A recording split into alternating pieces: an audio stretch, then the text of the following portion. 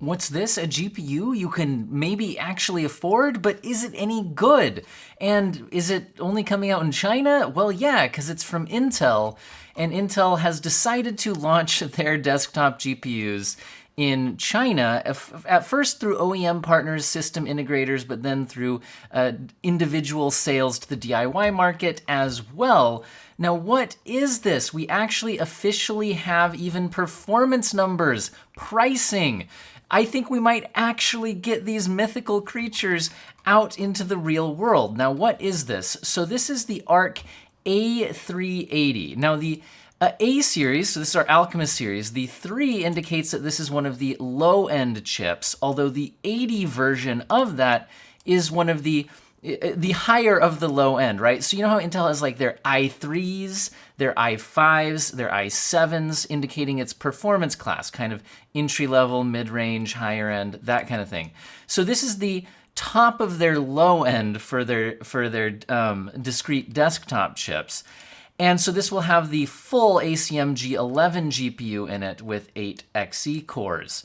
Now, what are the specs? Well, the reference spec is it's 75 watts with the 2000 megahertz base clock, and it comes with 6 gigabytes of GDDR6 memory clocked at 16 gigabits per second. Now, what kind of performance will it get? Well, Intel did actually give us a bit of a chart, and I'm in the way, so I'm tiny. Okay, so first of all, they're launching in China, so this is all in Chinese. We can read some of these, and maybe some of you in the comments can read all of them, because maybe you know Chinese, but we've got like Apex, Fortnite, Dota 2. The point is, these are, I believe, fairly easy to run games. They're popular games, but these aren't graphically demanding titles, and I believe they might even be at medium settings, judging by reading the article. I'll pop out there in a second. But notice they're showing the 60 FPS mark and that the GPU is hanging out well above that. But how does it compare to its competitors, and what will it cost? So officially, it looks like the price is 1,030 yuan with VAT. And there is no official MSRP for other regions. Now, if you convert that, according to videocards.com, taking their word for it, to US dollars, that's about 153 US dollars. Now, that does not mean that the US MSRP will be $150, but that does at least give us some sort of a pricing to look at. And Intel is claiming that it's up to 25% faster than the Radeon RX 6400. Now, that's some interesting information, because now we can pop over to a relative performance chart. This is over at techpowerup.com. You can see the URL up there. So RX 6400, if I look for something that's around 25-ish% faster, well, let's take a look. The GTX 1060, which is still the most popular GPU out there according to the Steam hardware survey, is about 30% faster than an RX 6400, which could mean that this Intel A380 is a bit slower than a GTX 1060. In some games. It's probably going to depend title by title, but that at least gives us some kind of a baseline. What else is nearby there? Well, again, it's probably worse than an RX 580. It's looking like it might be close to an RX 480, 780 Ti. Maybe it's around or slightly better than a GTX 970. Now, keep in mind that a GTX 970 would only have 4 gigabytes of VRAM, well, 3.5 according to the lawsuit or whatever it was. But this Intel chip will have 6, which is nice. And it looks like if the 25% number, now it's saying up to 25%. Now it's not saying averaging 25% better. So would we more realistically assume it's kind of more like in here? Maybe it's similar to an RX 470, RX 570, maybe a little bit better than a GTX 1650, but maybe not even as good as a 1650 Super. Yeah, so, okay, if that's where it is, where would I expect the price to fall in the US market? Well, we have that $150 mark when we convert the Chinese MSRP. The RX 6400, which Intel is comparing it against, is currently costing on PC Part Picker, if I sort low to high, $160. So $150 would put it, at that price bracket. Now, competing with the 6400, it would actually have some significant advantages. The 6400 has only 4 gigabytes of memory, whereas this A380 will have 6 gigabytes of memory. Also, the A380 will actually have a video encoder, which the 6400 doesn't. That's also something to think about when comparing it against the 6500. So if I adjust this to the 6500 XT, the 6500 XT is also only 4 gigabytes, not 6 gigabytes. And it doesn't have a video encoder. And when when games try to use more than that 4 gigabyte VRAM limit, and you're on a PCIe Gen 3 motherboard, the 6500 XT's performance will tank as it has to share into system RAM over a not great PCIe connection. So there's a lot of reasons why that would be an interesting comparison. Now, the 6500 XT compared to the 6400 is kind of in a performance class that does seem like it will be better than this A380, because it's 36% faster than the 6400. And again, Intel is only claiming up to, not even averaging, but up to 25% faster than an RX 6400. So this is really looking like a 6400 competitor. Now, NVIDIA really doesn't have any new GPUs in this bracket. We've still got the old 1060 hanging in there. I mean, we've got the 1650, I guess, is still, something you could get. So I think those are its nearest competitors. Now, we've also seen a brand called Gunner, I believe, announce their board partner model. Now, they have an OC model listed here, which would draw up to 92 watts. Now, that's interesting compared to the reference here, which was 75 watts. Now, 75 watts is a big deal because you can power that through the PCIe lane without an external power connector. But this Gunner card does need an 8-pin connection and draws 92 watts. And now this clock speed, I'm not sure how that compares to remember we have the 2000 megahertz base clock, but I can't tell if this is a base clock. That would be a massive overclock, so I would assume that's not the base clock, but I can't read that. So maybe that's the boost clock, the typical clock.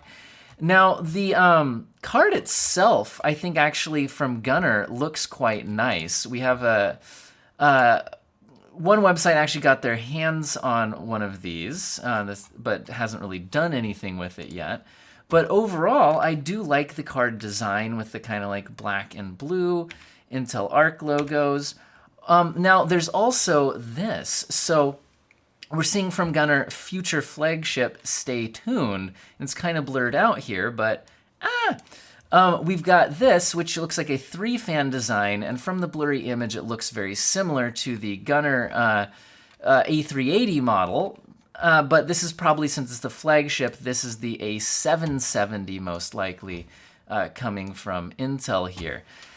Now, I'm really hoping for the best with these. I think the biggest question is drivers. Now, speaking of that, Intel did release a driver for their A380. I guess there's your little single-fan reference model.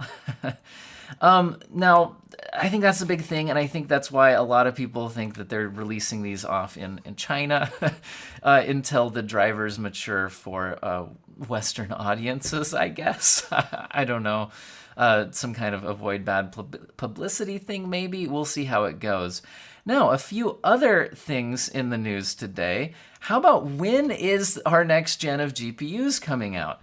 Well, we've had a lot of news already about NVIDIA next gen release dates, but how about AMD? When are they coming with their RDNA 3 Radeon 7000 series? Well, if this digital monster here is to be believed, Greymon55, who has had reliable leaks in the past, is saying launch date late October, no later than mid-November. 3rd gen DNA, so obviously talking about RDNA 3. So late October, no later than mid-November. Now that's pretty close to the release dates that we've been hearing about NVIDIA's RTX 4000 series, which seems to be mostly giving us dates around September to October for the first launch, which is rumored to be the RTX 4090. So for most people, that's going to be kind of irrelevant. Now, the video cards article here has kind of summarized what we're expecting so far from both upcoming GPUs and CPUs. So we've just seen Intel's desktop chips are coming out in China now and should be reaching more markets later into the summer, with their new 13th gen CPUs coming out in September to October. AMD is launching both a Ryzen 7000 CPU lineup as well as the Radeon 7000 GPU lineup. And they're both kind of rumored in this September, October, November kind of space. Now, I don't think they would all release at the exact same moment. I think AMD would want to capture the news cycle week by week by, launch one product, followed up with another product to kind of keep all that free marketing going in the news cycle. Whereas we have NVIDIA here, again, rumored kind of September to October for the 4090, and then a month later for the 4080, a month later for the 4070. And the 4060, the best rumors we've had is that it would be possibly announced at like CES 2023 in January, and then launch at some time after that. Now, if you are thinking about buying a current gen AMD GPU, it looks like their Raise the Game bundle, where you get a free game along with your GPU, has finally gone live. And while we had already heard that Sniper Elite 5 and Saints Row would be included in this, it's looking like the upcoming Forspoken game is also thrown in there as well as a bit of a surprise. So this promotion is running from May 10th to August 13th, and it looks like depending on which GPU you get different games, with the 6700 XT and up getting all three, 6600 and 6600 XT, 6650 XT coming with Forspoken and Saints Row, and the 6400 and 6500 XT just coming with Saints Row.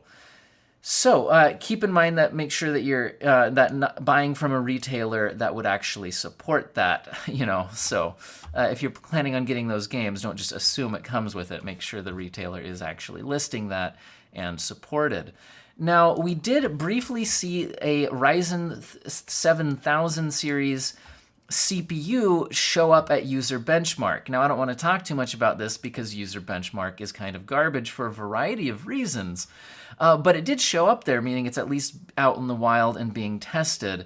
Now, this is most likely the Mendocino chip, because it seems to be a Zen 2 based architecture with RDNA 2 graphics inside. Now, the User Benchmark's results here, like I said, I don't lean too much into whatever. I'll get my head out of the way of it, but yeah.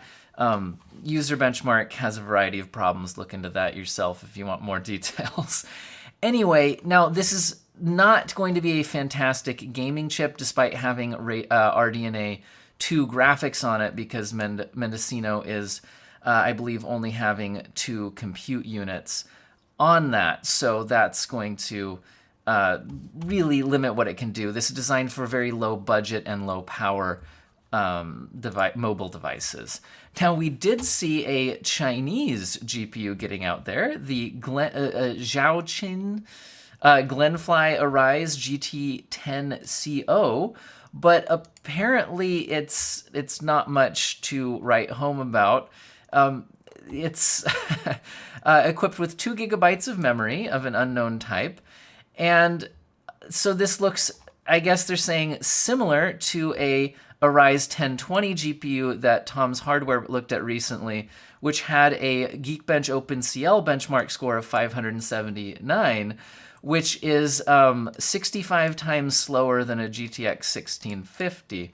So I don't think this is one that we should all be holding out for here. And I guess the last thing I'll throw in just to round out the video is, if you're thinking about the Overwatch 2 beta, the signups for that are on June 16th, which is tomorrow as of the time of filming this video. I'm considering trying to get in on that just to benchmark it on some low-end GPUs and see how they do for the channel, but we'll see if I get accepted to the beta. I hope all of you have an excellent day.